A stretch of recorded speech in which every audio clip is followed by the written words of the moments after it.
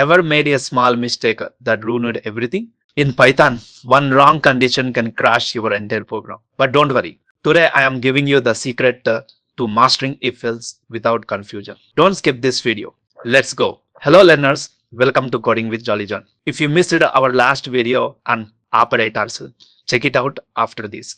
Because today we are diving into one of the most powerful tools in any programming language, if-else statement. This condition decides whether your program succeeds or fails. Let's start simple. The if-else statement lets your program make decisions based on conditions. Example in real life. If it rains, you take an umbrella. Else, you go without it. Python works exactly the same way. So we'll understand with small programming concept.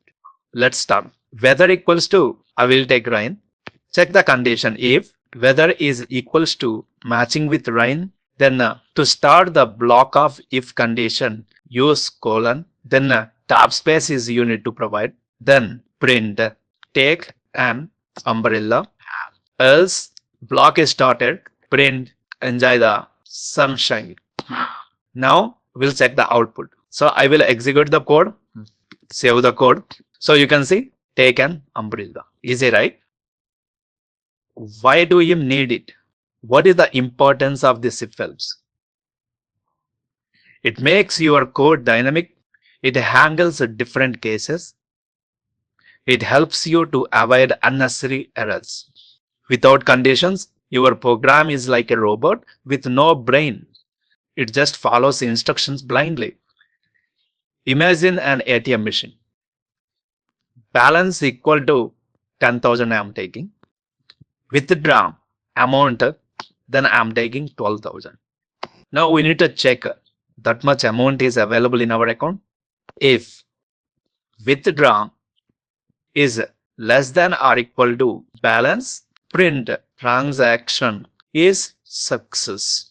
Else, then you need to write print insufficient balance. Now check the output. So here insufficient balance is there. Why? Because the amount withdraw amount is less than the balance. In this case, Python checks your balance and decide what message to show, just like a real ATM. Sometimes we need multiple conditions. That's where else if comes in.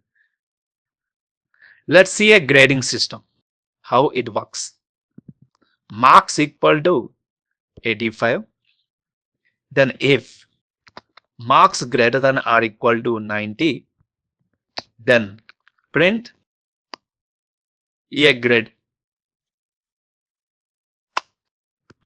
If, that means we are checking another condition.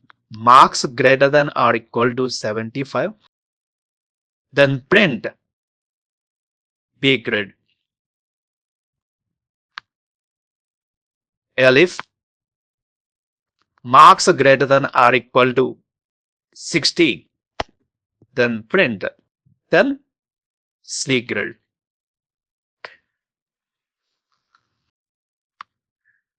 Else print failed. So now execute this code. So here these mistakes you should not do. Here indentation very important. So now run the code. Yes, B grade. Python checks each condition until it finds the first one that's true. You can also use logic to combine conditions also. Let's understand logic. A is equal to 18. Has ID is available? Yes, true. Check multiple conditions. If A is greater than or equal to 18 and has ID, then print entry allowed. Else print entry denied.